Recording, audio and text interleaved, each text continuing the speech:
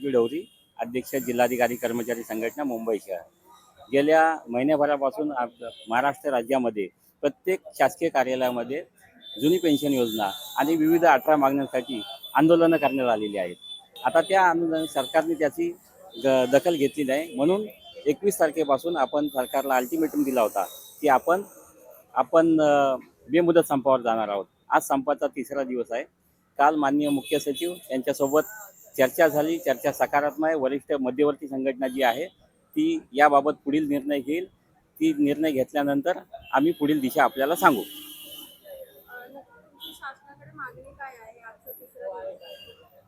जी शासनाने अधिसूचना जुन्या पेन्शन योजनेसंदर्भात अधिसूचना काढायचं ठरवलं होतं, परंतु अद्याप अधिसूचना निघाली नाही.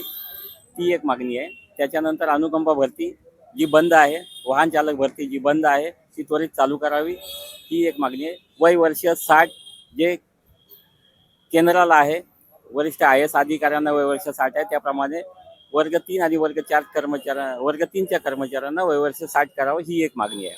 1981चा जो GR आहे वर्ग 4च्या बाबतीत, तो त्या शासन निर्णयानुसार वर्ग 4चा कर्मचारी सेवानिवृत्त झाल्यानंतर त्यांच्या वारसांना शासकीय सेवेत घ्यावे, ही एक तो पुनर्जीवित करावा, अशी आपल्या विविध 18 मागण्या आहेत.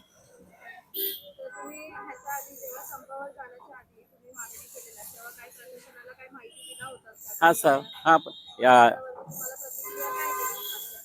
आम्ही ज्यावेळेस संपावर जाणार होतो त्याबाबत आधीच 1 महिन्यापासून आम्ही वेगवेगळ्या जिल्ह्यामध्ये निदर्शने करत होतो आणि त्याबाबतचं माननीय मुख्यमंत्री साहेब, माननीय आपले मुख्य सचिव साहेब यांना आम्ही सगळे पत्र दिले होते. प्रत्येक जिल्हाधिकाऱ्यांना पत्र दिले होते, पण त्याबाबत सकारात्मक निर्णय न आल्यामुळं हा आंदोलनाचा पवित्रा घ्यावा लागला.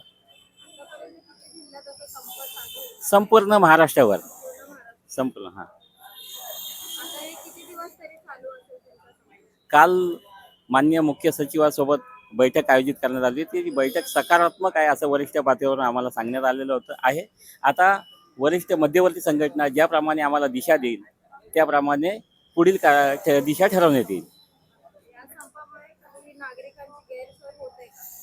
संपामुळे त्याबद्दल आम्ही दिलगिरी व्यक्त करतो की नागरिकांना काही शासकीय कार्यालयामध्ये येऊन त्यांचं काम होत नाही, त्यांना परत जावं लागते.